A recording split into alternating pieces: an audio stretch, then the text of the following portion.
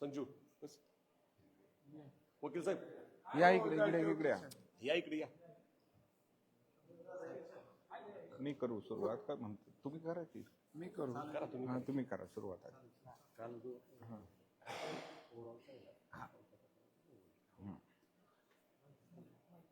नमस्कार सर्व पत्रकार मित्रांना. काल खूप चांगल्या पद्धतीनं नगरपालिकेच्या निवडणुकीसाठीचं मतदान काही 2-3 प्रभागामधले प्रकार वगळता इतर ठिकाणी शांततेनं झालं. त्याबद्दल ज्या ज्या ठिकाणी शांततेत मतदान झालं तिथल्या सर्वच पक्षाच्या कार्यकर्त्याचं मनापासून अभिनंदन करतो. त्याचबरोबर पोलीस खात्यानं सुद्धा काल चांगल्यापैकी कामगिरी पार पाडली. त्याच्यामध्ये DYSP सायकर साहेब, PI कुकडे, त्यांचे सर्व API PSI, बाहेरून आणलेले पोलीस फोर्सचे सर्व शिपाई कर्मचारी, बार्शीचे शिपाई कर्मचारी, पोलीस स्टेशनचे, या सगळ्यांनी आपापल्या परीनं, विशेषतः होमगार्ड आणि महिला शिपाई आणि होमगार्ड यांनी चांगल्यापैकी काल बंदोबस्त ठेवला. त्याबद्दल त्यांचंही मनापासून मी आभार मानतो आणि धन्यवाद देतो. पण काल नागरिकांनी पण उत्स्फूर्तपणे मतदान केलं आणि नागरिकांना जाणीव झाली होती की हे नगरपालिकेच्या मतदानाला जाणं हे आपलं कर्तव्य आहे. काही ठिकाणी काही महिला गेल्यानंतर त्यांना कळलं की आधीच आपलं मतदान कोणीतरी केलेलं आहे, त्यांनी तक्रारी केल्या. असं काही बऱ्याच ठिकाणी मग ते मला वाटतं ह्याच्यावर घेतात, प्रदत्त मतदान बऱ्याच ठिकाणी घेतलं गेलं. पण हे जरी इतर मतदान केंद्र, एक 3-4 मतदान केंद्र, विशेषतः सिल्वर जुबलीचं मतदान केंद्र, त्याचबरोबर वॉर्ड नंबर 13 मधले 2 बूथ आणि प्रभाग नंबर 6 मधलं काही बूथ, इथं गैरप्रकार हे घडले आणि ते आढळून आले. त्यातली एक पोलीस केस पण झालेली आहे आणि ते गैरप्रकार त्या केंद्राध्यक्षाच्या निदर्शनास विश्वास भाऊ आणि नागेशांना, त्याचबरोबर पत्रकार आपले संतोष ठोंगे यांनी पण निदर्शनास आणलेले आहे. सिल्वर जुबलीच्या केंद्रावर मात्र या विरोधी पक्षांनी अतिरेक केलेला होता. त्याबद्दलची सगळी इत्थंभूत माहिती त्या केंद्रावर शेवटपर्यंत उभे असलेले विश्वास भाऊ, त्याचबरोबर संतोष ठोंगे, अजून आमचे 4 जण प्रतिनिधी म्हणून काम करत होते. त्या सगळ्यांना आलेला अनुभव हा आता विश्वास भाऊ आपल्यापुढं नमूद करते.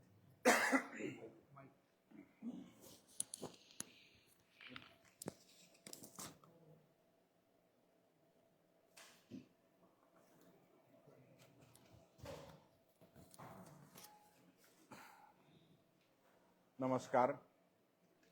मी सर्वप्रथम बार्शी शहरातल्या ज्या ज्या लोकांनी मतदानाचा हक्क बजावलाय त्या सर्वांचं मनापासून आभार मानतो. काल सिल्वर जुबली हायस्कूल या ठिकाणी जे 5 बूथ होते, त्या ठिकाणी आम्ही सकाळी 7 वाजता प्रत्येक बूथवर मधील आमचा प्रतिनिधी आणि नगराध्यक्षाचा प्रतिनिधी म्हणून मी त्या ठिकाणी उपस्थित होतो. जवळजवळ मतदानाची प्रक्रिया सुरू झाल्यानंतर 7:30 वाजता 7:30 ते 7:45च्या दरम्यान ग्रामीण भागातली एक गाडी त्या ठिकाणी बोगस मतदान करण्यासाठी आली होती. परंतु मी स्वतः त्या ठिकाणी हजर असल्यामुळे आणि प्रत्येक लोकांना ओळखू शकत होतो, ती तिथूनच बाहेरच्या बाहेर परत पाठवली गेली. आणि आजपर्यंतचा त्या बूथवरचा आपण सर्वांनी अनुभव पाहिलेला आहे. जरी आपण तिथं प्रतिनिधी कोणी बसवले तर त्यांच्यावर ही प्रेशर असायचं, दबाव असायचा आणि त्यांना पाहिजे असं ते मतदान करून घेत होते. त्या ठिकाणच्या काही ठराविक समाजाच्या लोकांना फोनही त्यांनी केले होते की तुम्ही मतदानाला येऊ नका. काही मुस्लिम समाजातले असतील, लिंगायत समाजातले असतील, अशा लोकांना फोन करून धमक्या दिल्या होत्या. परंतु आम्ही त्या ठिकाणी पूर्ण तयारीनिशी गेलेलो होतो. मी स्वतः एसपींना अर्ज देऊन 2 स्वतंत्र बॉडीगार्ड माझ्यासाठी घेतलेले होते आणि मनामध्ये पक्क ठरवलं होतं, सकाळी 7:30 ते मतदान संपेपर्यंत त्या ठिकाणी आपण हजर राहायचंय. लोकशाही पद्धतीनं मतदान त्या ठिकाणी झालं पाहिजे ही मनामध्ये पक्की खुणगाट बांधलेली होती. जे कोणी प्रशासनातले लोक होते, पोलीस यंत्रणा होती, त्यांच्यावरही सरकारचा मोठा दबाव त्या ठिकाणी पाहायला मिळाला. आणि प्रत्येक बूथवर फिरत असताना बोगस मतदान, आधार कार्ड नवीन छापून घेतलेले ते लक्षात यायचं लगेच. जागोजागी अडवणूक करून त्या ठिकाणची माणसं बोगस करायला आलेली परत पाठवली. एक तर असं उदाहरण होतं, वयवर्ष 72 मुलगी आणि मतदान करायला आलेली एक तरुणी त्या ठिकाणी दिसली. आजपर्यंत त्या बूथवर त्यांना जी मनमानी करायला मिळत होती ती जाग्यावर रोखल्यामुळं त्या ठिकाणी त्यांना वाटलं असेल की इथं कोणी येणार नाही आणि आपण नेहमीप्रमाणे मतदान करू. मला या ठिकाणी आवर्जून सांगावंसं वाटतंय, मी प्रेमाने कपडे काढून देणारा माणूस आहे. आडव्यात गेलं तर भ्यायची भानगड अजिबात नाही. तिथं जातानाच ठरवलं होतं, होऊन काय होणार आहे, जीव जाईल, पण शेवटच्या क्षणापर्यंत लढायचं आणि मतदान सर्व व्यवस्थित करून घ्यायचं. जीवावर जर बेतत असेल तर असं सहज सोडायचं नाही, 2-4 घेऊन जायची तयारी माझी होती. त्यामुळं प्रचंड असा चळफळाट त्यांचा व्हायला लागलेला होता. आपल्या हित येऊन आजपर्यंत जे घडलं नाही ते हित घडायला लागलंय आणि ही निवडणूक आपल्या आता हातातनं गेलीये म्हणून 4 वाजेपर्यंत मला माहित होतं हे सकाळच्या वेळेत काही होणार नाही. जर सकाळी 11-12ला जर त्यांनी काही उद्योग करायचा प्रयत्न केला असता तर इतर ठिकाणच्या मतदानावर परिणाम होईल. 4 वाजता पुन्हा आम्ही अलर्ट झालो. माझ्या बॉडीगार्डना सांगितलं आता खरी वेळ आता सुरू झालेली आहे. एक आमचे सहकारी चिकू आपला काय शिंदे, त्याला भरमसाठ पैसे घे आणि तू शांत बस. पण तो बहादर म्हणला, नाही म्हणला, आम्हाला नेत्यांचे आदेश आहेत, मी इथनं हलणार नाही. हे काही त्यांच्या पचनी पडलं नाही. साधारण 4:30च्या नंतर काहीतरी कुरापत काढायची म्हणून काढली. कुरापती काढायच्या म्हणल्यावर त्यांच्याकडे अनेक कारणं असतात. कुठं जातीवर बोलला, अमुक बोलला, असं प्रशासनाला सांगितलं आणि त्याला धक्काबुक्की करण्याचा प्रयत्न केला. त्याचे कपडे फाडले. त्याच्यानंतर मला ते समजलं की आम्ही आणि ते त्या ठिकाणी जात असताना संतोष ठोंगे माझ्या मागच्या बाजूलाच होते, ते पुढे आले. डिपार्टमेंटचे जे बॉडीगार्ड होते, भाऊ तुमची जबाबदारी आमच्यावर आहे, तुम्ही थोडस बाजूला चला, हे आमचं बाकीचं आहे ते हे डिपार्टमेंट बघेल. बाजूला घेतलं. जात असताना पुन्हा अजून जवळ यायचा प्रयत्न झाला. बॉडीगार्डनं जो कोणी हात केलेला होता त्याचा हात अडवला. माझा फक्त चष्मा पडला खाली आणि मला एका मतदान केंद्रात आतमध्ये बसवलं आणि ते समोर थांबले. तोपर्यंत ठोंगेंना तिथं थोडी झटापट केली आणि त्यानंतर त्यांना असं वाटत होतं की आता हे सगळे निघून जातील. पण मी ठरवलेलं होतं मतदान संपेपर्यंत तिथनं हलायचं नाही. पुन्हा पोलीस फोर्स आला. मी पुन्हा प्रत्येक केंद्रामध्ये आत गेलो आणि बाहेर येऊन नंतर थांबलो. ही जी दहशत आणि गुंडगिरी आहे, या गुंडगिरीला या निवडणुकीच्या निमित्तानं निश्चितपणानं आळा बसणार, यात कुठल्याही प्रकारची शंका नाही. ही त्यांना पुढच्या भीती की पुन्हा पुन्हा जर कोण इथं आपल्या केंद्रावर यायला लागलं तर आपलं काही खरं नसणार आहे, म्हणून त्यांनी हा उद्योग निश्चितपणानं ते करणारच होते. मला माहित पण होतं सामोरं जायचंय. ही पक्की खुणगाठ बांधलेली होती आणि शेवटच्या काही 10-15 मिनिटांमध्ये तरीही त्यात सगळे अधिकारी डिपार्टमेंट त्या ठिकाणी होतं. काही थोडाफार बोगस मतदान नाही म्हणलं तरी झालंय. जी फॅक्ट आहे ती फॅक्ट आहे, किरकोळ स्वरूपात झालं. परंतु आजपर्यंत जे एकतर्फी 1000 आणि 1500चा लीड मिळत होता तो निश्चितपणानं आम्ही रोखण्याचा प्रयत्न केलेला आहे.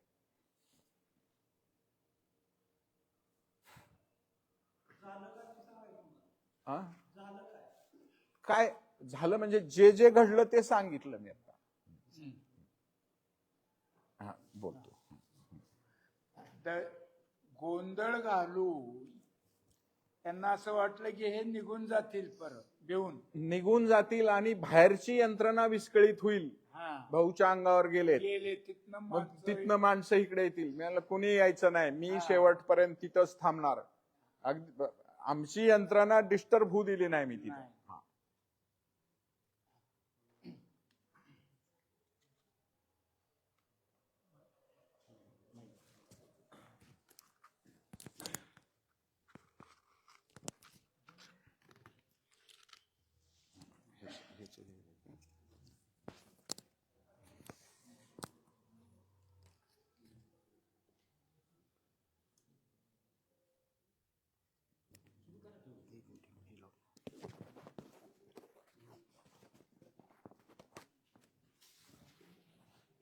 नमस्कार माझ्या सर्व पत्रकार सहकाऱ्यांनो. काल बार्शी नगरपालिकेच्या मतदान वेळी सिल्वर जुबली प्रशाला येथे मी उमेदवाराचा प्रतिनिधी म्हणून उभा होतो. आत्ताच विश्वासभाऊ यांनी सांगितल्याप्रमाणे सकाळी आम्ही 7 वाजल्यापासून तिथं हजर होतो. त्यांनी सुरुवातीला प्रथमतः सिल्वर जुबलीचे मी आभार मानेल. त्यांनी वर्गात सुद्धा CCTV कॅमेरे ठेवल्यात आणि प्रत्येक ठिकाणी CCTV कॅमेरे ठेवलेले आहेत. त्यामुळे ह्या ज्या घटना झालेल्या आहेत ते पाहिलेले आहेत सगळ्यांनी. तिथल्या काही नागरिकांनी शूटिंगही करून ठेवलेले आहेत. म्हणले आम्ही आजपर्यंत गेली 25 वर्ष पहिल्यांदा आम्हाला मतदानाचा हक्क बजावायला मिळतो हे मला सांगितले. जे माझ्या ओळखीचे होते त्यांनी. काही ओळखीचे नव्हते. ते म्हणले हे झालंच कसं, तुम्ही किती वाजेपर्यंत थांबणार आहात? मी म्हणलं आम्ही शेवटपर्यंत थांबणार आहे. सकाळी सुरुवातीला 8:15 वाजता एकदम मतदान केंद्राच्या आतमध्ये जी सिल्वर जुबली स्टेजच्या बाजूचं मतदान आहे तिथे एकदम क्राऊड 50 आतमध्ये, एकदम 50 क्राऊड आतमध्ये घेता येत नाही. त्यांनी चेकच करायचं नाही. नुसतं नाव घेतलं की टिक मार्क केलं की जा, टिक मार्क केलं. मी म्हटलं इथं आमचे पोलिंग एजंट बसलेले आहेत. म्हटलं त्यांना त्यांचा चेहरा बघू द्या. तिथं ऑब्जेक्शन गेलं. तिथं मग बाजार समितीचे माजी चेअरमन रणवीर राऊत आले.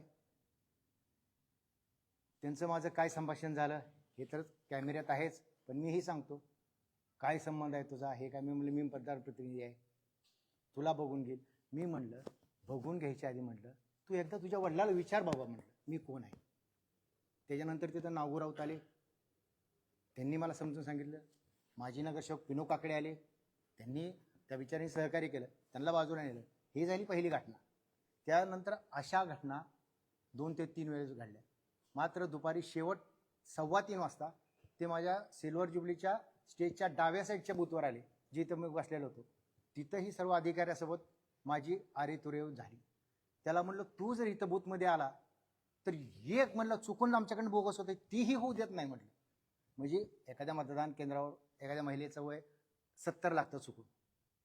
आपल्याला कळते ते नाही, ते ओळखतो, आपण जाऊ देतो. ऑब्जेक्शन घेतलं काही होतं, पण कशाला? निवडणूक शांततेत पार पाडायची.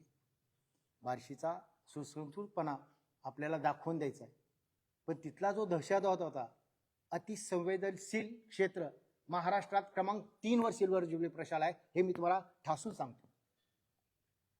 अशा अतिसंवेदनशील क्षेत्रात जिथे माजी आमदारांचं घर हाकेच्या अंतरावर आहे, माजी नगरसेवक नाना राऊत यांचं घर हाकेच्या अंतरावर आहे, बाजार समितीचे चेअरमन रणवीर राऊत यांचं घर हाकेच्या अंतरावर आहे. म्हणजे वाघाच्या जबड्यात आम्ही गेलोय. आम्हाला माहित होतं वाघ म्हणलं तरी खाणार आहे आणि वाघोबा म्हणलं तरी खाणार आहे. परंतु त्यांची सीमा संपली. 5:45 वाजता भाऊच्या तिकडे कालवा झाला असं मला कळालं. मी बोट सोडून तिथपर्यंत गेलो. भाऊला धक्कापक्की व्हायचा प्रयत्न झाला होता, पण ते बॉडीगार्डनं तिथपर्यंत त्यांना कव्हर केलं. मग ती भाऊच्या मागं मग मी ढकलत तिथं गेलो आणि तिथं भाऊला आतमध्ये कोंडल्यानंतर मी दरवाजा लावून घेतला. तोपर्यंत पुन्हा हे महाशय सगळे तिथं आले. एक 50-1चा क्राऊड असेल मला मारताना. तो CCTV मध्ये कैद आहे सर्व. 50-1चा क्राऊड मारत होता आणि मला वाचवलं कोणी तर मी अभिमानाने सांगेल मला कव्हर केलं तर होय, तो विरोधक पिनू काकडे माजी नगरसेवक त्यांनी मला कव्हर केलं. माजी नगरसेवक मोरेबाईचा मुलगा, विरोधक असू द्या, स्पोर्ट्समॅनशिप न वागा, त्यांनी कव्हर केलं. मात्र वरनं माजी चेअरमन बाजार समिती चेतावणी देतो बघा बघा बघा. तेवढ्यात मी काय बघणार, ती आवाजात आला नसेल त्या शिशू भरपूर आहे. कपडे फाटेपर्यंत मारले. एक 15 ते 20 फटके बसले. त्यात 5 फटके अगदी सॉलिड बसले. ज्यांनी मारलं त्याला धन्यवाद आहे, अगदी सॉलिड बसले. ते चालतं सुद्धा तिला रुटते. आणि हे बघा माझ्या कपड्याची अवस्था. कालच मी दाखल करू शकलो असतो, पण सन्मान्य नेत्याला सांगावं म्हणलं, पक्षप्रमुखाला सांगावं म्हणलं.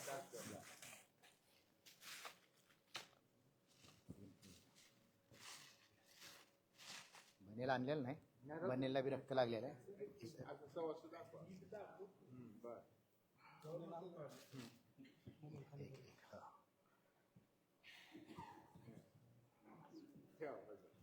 दाखवतो नीट बार्शी करायला दिसू द्या.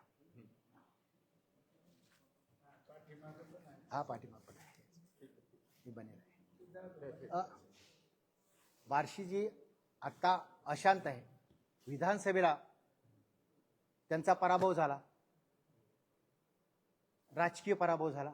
आता उरली होती फक्त दहशत. ती दहशत ह्या नगरपालिकेला त्यांना दाखवायची होती. 4:45 पर्यंत फक्त 60% मतदान होतं पत्रकार मित्रांनो, माहितीच नव्हतं. जिथं सिल्वर जुबली प्रशालेत दुपारी 2च्या आत 80% मतदान होतंय, 1:30-2च्या आत संपूर्ण मतदान होऊन जातंय. मग पॅनिक ते झालेच, साहजिकच आहे. आपल्याला ज्यांची वृत्ती, ज्यांचा चष्मा आहे ते दिसणार आहे त्यांना, त्यामुळे तो कालचा प्रकार घडला. पण आम्ही इथून पुढे अजूनही इलेक्शन आहे, योगायोगानं भगवंत जागा आहे. भगवंत काय लोकाला टोप्या घालून आम्ही सोन्याचा मुकुट घालणाऱ्यापैकी मी नाही.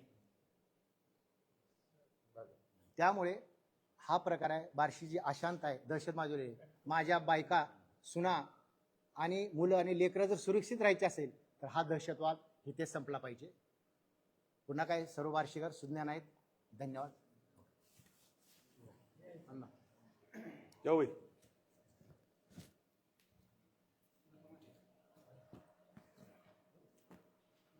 काल मतदानाच्या दरम्यान एक मिनिट इथे वाईट बाई इकडे या, ती मागे घ्या. मागे वाईट बाई इकडे.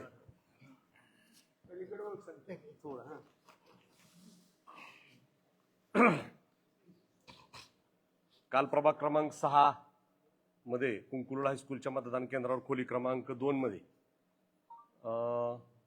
4 महिला बनावट आधार कार्ड घेऊन प्रवेश केला होता. प्रवेश केल्यानंतर मी आता त्या भागात 2001 पासून वेगवेगळ्या निवडणुकांच्या निमित्तानं सगळ्या मतदारांशी संपर्कात आहे. त्यामुळे मला माणूस माहीत होता. सहज उत्सुकतेनं त्या ताईंकडं म्हटलं, ताई कार्ड बघू जरा. त्यांनी दाखवलं. म्हटलं, तुमचं नाव काय? त्या म्हणल्या, हाय की कार्डावर. त्या म्हणल्या, हाय की कार्डावर. मला बी म्हणल्या. बरं बरं, लक्षात आलं बनावट प्रकार आहे हा. त्या म्हणल्या, कुठे मतदान केंद्र आमचं? ते मला ओळखत पण नव्हत्या. मी म्हणलं, हे खोली क्रमांक 2 मध्ये तुमचं मतदान केंद्र. त्या रांगेत उभारल्या. मी आतमध्ये जाऊन बूथ एजंटच्या टेबलवर बसलो. काही वेळानंतर त्या जिथं पहिल्यांदा आयडेंटिटी घेतलं जातं त्या टेबलला पोहोचल्या आणि त्या माणसानं त्यांना कार्ड हातात घेऊन नाव विचारलं. तिथं बी तेच आहे की त्यात कार्डात. त्यांना नाव सांगता आलं नाही. मग मी नियमाप्रमाणे केंद्राध्यक्षांच्या निदर्शनास आणलं. माझं ऑब्जेक्शन आहे 4ही महिलांवर आणि 4ही कार्डात हातात घेतली. दरम्यान त्या कार्डावरची नावं अशी होती, विजया प्रवीण बडदापुरे, त्याच्यानंतर सुधा प्रभाकर सराफ, त्याच्यानंतर अश्विनी विजयकुमार राडेकर आणि शांता राजकुमार बडदापुरे. आता बडदापुरे सर म्हणून माजी उपनगराध्यक्ष बाळासाहेब आडकेंच्या घराच्या पाठीमागे राहतात. राडेकर आडकेंच्या घराच्या शेजारी राहतात. अशी ही फॅमिली सगळी. त्यातली पर्सन मला माहित आहे. या 4ही महिला बनावट आधार कार्डावर फक्त ह्यांचे फोटो, नाव दुसऱ्याच व्यक्तीचं आणि फोटो ह्यांचे, अशा प्रकारे मतदानासाठी तिथं आलेले होते. दरम्यान मी निवडणूक निर्णय अधिकारी भोसले साहेबांना मोबाईलद्वारे संपर्क केला. म्हणजे साहेब असा प्रकार घडला, असं झालंय. मला म्हणले, ठीक आहे, तिथे केंद्राध्यक्ष आहेत का? म्हणलं, आहेत, द्या त्यांना. केंद्राध्यक्षांकडे फोन दिला. केंद्राध्यक्षांचं त्यांचं संभाषण झालं. केंद्राध्यक्षांनी त्यांना सांगितलं की 4ही महिला माझ्या समोर आहेत, मी त्यांची आयडी घेतले राहतात आणि त्यांना थांबवले. त्या दरम्यान कुठून माहिती मिळाली माहित नाही, EPI झालटे साहेब तिथं उपस्थित झाले आणि म्हणजे काय प्रकार आहे, नेमकं काय झालंय ते आले, त्यांना दाखवलं. त्या दरम्यानच्या काळात त्या केंद्राध्यक्षांनी ती आयडी घेतली. त्या बायकांना पोलीस वगैरे हे सगळ्या गोष्टी लक्षात आल्यानंतर त्या बायका तिथून पळून गेल्या. मी लिखित स्वरूपात केंद्राध्यक्षांकडे तक्रार दिली की बाबा असं प्रकार घडलेला आहे आणि हे जे फोटो त्या आयडीचे काढले ते केंद्राध्यक्षांच्या स्वतःच्या मोबाईलमध्ये काढलेले आहे. त्यानंतर राज्य गुप्त वार्ता विभागाचं पथक तिथं आलं. ते 2 PSI त्यांनी चौकशी केली. माझ्याकडून माहिती घेतली, केंद्राध्यक्षाकडून घेतली. त्या बनावट जे आधार गोळा केले होते त्याचे फोटो काढले त्यांनी केंद्राध्यक्षांच्या मोबाईलमधले आणि अशा प्रकारे बनावट आधारच्या संदर्भानं मी फेसबुकच्या माध्यमातून एक साधारण 30-35 सेकंदाचा व्हिडिओ टाकला. तरी देखील दुपारच्या वेळी काही व्यक्तींची नावं घेता येत नाहीत. त्यांच्या नावचं आता मला माहिती आहेत, त्या बिचाऱ्या ऍडमिट आहेत पुण्यात. त्यांच्या नावचं बनावट आधार घेऊन एक कार्यकर्ता घुसला होता. गंमत म्हणजे त्या महिलेकडं त्या मतदान केंद्रातले 2 केंद्रावरचे ओळखपत्र होते. एका केंद्रात मतदान करायचं, शाई पुसायची, परत दुसऱ्या केंद्रात जायचं. या सगळ्या संदर्भानं बोगस आधारच्या संदर्भात मी वारंवार फेसबुकच्या माध्यमातून जनजागृती केली, सभेतून सांगितलं, पत्रकार परिषदातून सांगितलं. एक गुन्हा बार्शी पोलीस ठाण्यात दाखल झालेला आहे. आता आमची मागणी अशी आहे की महाविकास आघाडी म्हणून आदरणीय सोपल साहेब, विश्वासभाऊ, आम्ही सर्वांच्या वतीनं की ह्या बोगस बनावट आधार कार्डचा पर्दाफाश झाला पाहिजे. कारण याचा आधार घेऊन त्या ठिकाणी मतदान बनावट तयार केले जातात, बनावट मतदार आणले जातात. ह्या महिलांचा शोध लागलाय. ह्या महिला कुठल्या आहेत, काय आहेत, कोणाच्या घरातल्या आहेत त्याची माहिती आहे. या संदर्भानं बनावट आधार कार्ड बनवत असताना व्हॉट्सअप कॉलिंग करून कोण कोण कोणाशी काय बोललंय याचे रेकॉर्डिंग उपलब्ध होत आहेत, काही व्हिडिओज आमच्याकडे उपलब्ध होत आहेत. हे वेगवेगळ्या माध्यमातून हा प्रकार ताणून धरला जाईल. या प्रकारात अंतिम निकाल लागेपर्यंत आणि शेवट बनावट आधार कार्ड बनवणारा मुख्य सूत्रधार जाळ्यात अडकेपर्यंत आम्ही थांबणार नाही. कारण आज तुम्ही एकीकडे लोकशाही म्हणून मतं मागताय, दुसरीकडे तुम्ही अशी बेबंदशाही करताय. दडपशाहीच्या माध्यमातून बनावट कागदपत्राच्या आधारे बनावट मतदार उभे करायचे आणि मतदाना प्रक्रियेला सामोरं जायचं. तुमच्यात हिंमत असेल तर तुम्ही बघा ना, मतदाराला हात जोडून बघा तुम्हाला मतं देता आहेत का नाही ते. तुम्ही बनावट आधार कार्डच्या आधारे जर मतं मिळवणार असाल तर कशा पद्धतीने निवडणुकीला सामोरं जायचं.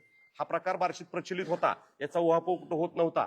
परंतु गेल्या विधानसभा निवडणुकीपासून आम्ही सगळेजण अलर्ट आहोत. त्याचाच परिपाक म्हणून विश्वासभाऊ, संतोषजी सर्वजण सिल्वर जुबलीला थांबले. बाकीच्या केंद्रावर आम्ही अलर्ट होतो. आणि आता परिणाम असा झाला की बोगस मतदाराचा प्रकार उघडकीस आल्यामुळं प्रत्येक आयडी आल्यानंतर चेक केलं जाऊ लागलं. त्याच्यानंतर काही आमचे एजंट जे होते ते स्कॅनिंग करत होते. स्कॅनिंग मध्ये त्या ठिकाणी त्यांचा तो होलोग्राफ वगैरे काय असतो त्याच्यात ते होत नव्हते. त्याचे देखील मेसेजेस आमच्याकडे पडलेत, दिस नॉट व्हॅलिड म्हणून. म्हणजे अशा पद्धतीने ही बोगसगिरी करण्याचा प्रयत्न केला. तरी देखील त्यांनी काही बोगस मतदार करण्याचा प्रयत्न केलाय. मात्र ज्यांनी कुणी केलंय ते सीसीटीव्हीत आहेत, व्हिडिओत आहेत, ते निश्चितपणे दानाला जाणार आहेत. आणि ह्याच्या मागचा मूळ सूत्रधार जो कुणी आहे, बनावट आधार ज्याच्या त्या ठिकाणी लॅपटॉप, पीसीवरनं, कॉम्प्युटरवरनं तयार झालेत, त्याच्यातून ते हस्तगत केले जातील. त्याचे सगळे इव्हिडन्स आमच्याकडे गोळा होत आहेत. आणि आम्ही याच्यात टोकाची भूमिका घेऊन अंतिम निकाल लागेपर्यंत आणि सूत्रधार अटक होईपर्यंत, सूत्रधाराला ताब्यात घेईपर्यंत आम्ही गप्प बसणार नाही. तसाच दुसरा प्रकार भगवान महावीर शाळा नंबर 2 च्या बुधबाहेर मदिना मस्जिदच्या उत्तरे बाजूस माझे नगरसेवक वाहिदभाई, माझे बंधू गणेश अक्कलकोटे, आमच्या नेत्या उज्ज्वलाताई सोपल हे सगळेजण बूथवर बसलेले असताना बूथच्या बाहेर जो मंडप असतो, हा मंडपामध्ये बसलेले असताना तिथून जो काही प्रकार घडला त्याबद्दल आमचे सन्मित्र वाहिदभाई शेख तुम्हाला सांगतो. काल सुमारे 11:50 वेळेस आमच्या नेत्या उज्ज्वलाताई, त्यांच्याबरोबर भगिनी, 3-4 भगिनी आणि आमचे उमेदवार त्या ठिकाणी आलेले होते. मग मी पण तिथे थांबलेलो होतो. बूथ 4, 5, 6 म्हणजे जवळजवळ 3000 मतदारसंघ त्या ठिकाणी मतदान होतं. त्या बूथवर मी होतो. तर तिथनं काही लोक चालले होते, त्यांना मी बोलत होतो. आमचं चालू होतं त्या ठिकाणी. तर जमाव घेऊन तिथनं नानाराव चालला होता. तर त्यांनी मला येऊन थेट शब्दामध्ये शिवीगाळ केली की तुझं लय झालं म्हणला. आता मी शिवाय देऊन, ती संस्कृतीच नाही, तर मी ती देऊन सदा केली असते, कशा दिले. शिवाय आम्हाला देता येत नाही असं काय नसतंय. पण आम्ही आमचे मार्गदर्शक आज खरं म्हणजे पन्नालालजी सुराणांची मी त्या म्हणजे दुःखातच आहे. त्यांच्या विचारात वाढलेला मी कार्यकर्ता आहे. कन्याकुमारी ते दिल्लीपर्यंत मी पायी गेलो राष्ट्रीय एकात्मतेसाठी. बंधुभाव जपणारा कार्यकर्ता, एक समाजातला कार्यकर्ता. 6 महिने पायी जाऊन मी APJ अब्दुल कलाम साहेबांना भेट घेतली. अनेक ठिकाणी दंगली घडल्या, तिथनं गेलो आहे मी. असं भेट नाही मी कोणाला. पण मला डायरेक्ट आई बहिणीवर, माय बहिणीवर शिवीगाळ केली. तुला 6 वाजल्यानंतर संपून टाकीन, मारून टाकीन. अनेकांनी ते दृश्य बघितलं. आणि हे सगळं झाल्यानंतर मी आपल्या रितसर पोलीस स्टेशनला अर्ज दिलेला आहे. ह्या लोकांपासून मला, माझ्या कुटुंबियाला पुढच्या काळामध्ये धोका आहे असं मला या ठिकाणी वाटतं. कारण ह्यांची प्रवृत्ती ही किती जरी म्हणले ह्या सभेतनं वारंवार म्हणले की आम्ही आता तसलं काय करत नाही, आमच्याकडे दहशत नाही, आम्ही कधी भांडण करत नाही, असं एकीकडे बोलायचं.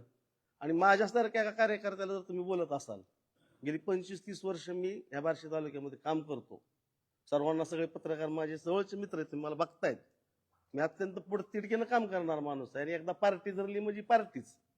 मात्र ह्यांच्या पायाखालची वाळू सरकली.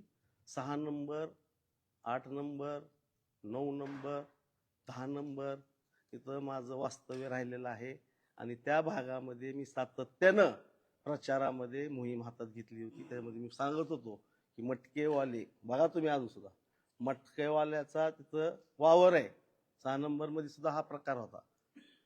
मटकेवाले, जुगारवाले आणि गुटकेवाले ह्या लोकांनी क्षण काहीतरी केलेलं आहे माझ्याबद्दल असं मला वाटतंय. तर मला ह्या निमित्तानं सांगायचं की मी भेदभीत नाही, मात्र शिवाय देणं आमची संस्कृती नाही.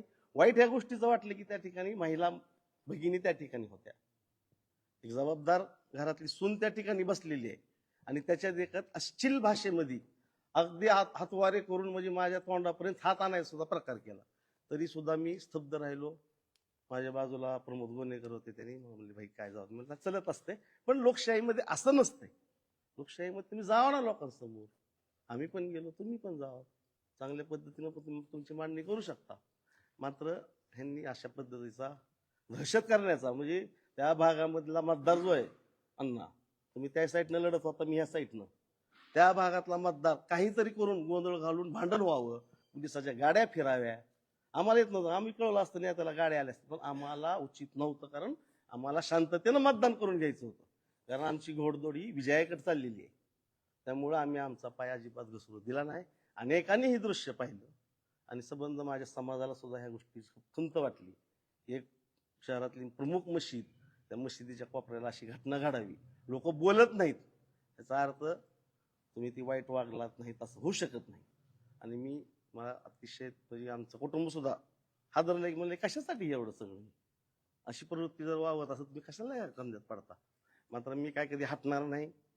आदरणीय सोपल साहेबांचं हात आमच्या पाठीवर आहे, आम्ही कुणाच्याही बाला भ्याणार नाही. मात्र अशी प्रवृत्ती पुढच्या काळामध्ये वाढू देऊ नये अशी मी नागरिकांना या निमित्तानं, पुढची सुद्धा अनेक काळ आहेत, या सगळ्या गोष्टी पुढे अजून वारंवार येणार आहेत, तर नागरिकांना देखील माझी अशी विनंती आहे की दहशतवाद ही म्हणतात की आम्ही करत नाही, मात्र हे घडलेलं आहे, हे वास्तव आहे.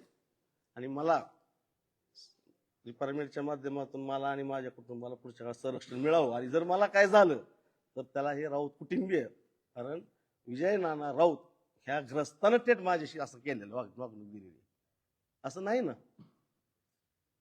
असं नाही चालायला पाहिजे असं. त्यामुळं हा दहशतवाद पुढच्या काळात संपवा आणि काल झालेल्या घटनेचा मी निषेध, तीव्र शब्दामध्ये निषेध करतो.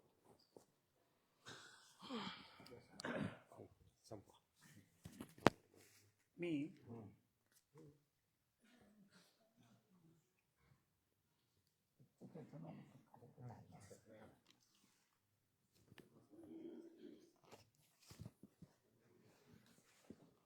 तर या निमित्तानं काल 2-3 प्रभागामध्ये जे काही गैरप्रकार घडले आमच्या विरोधी बाजूकडून, त्याची आत्ता तुम्ही इत्थंभूत माहिती घेतलेली आहे. आणि मला खात्री आहे की तुमच्या माध्यमातून बार्शी नागरिक, तालुक्यातील नागरिक, महाराष्ट्रातील नागरिकापर्यंत ही वस्तुस्थिती पोहोचवण्याचं काम तुम्ही निश्चितपणानं करता, ही अपेक्षा व्यक्त करतो. आणि आपण सर्वजण या ठिकाणी आलात त्याबद्दल आपले आभार मानतो. आणि सर्व बार्शीकर बंधू भगिनी मतदार जे आहेत त्यांनी काल जे मतदान केलं त्या सर्व मतदारांचं मनपूर्वक आभार मानतो. जय हिंद, जय महाराष्ट्र.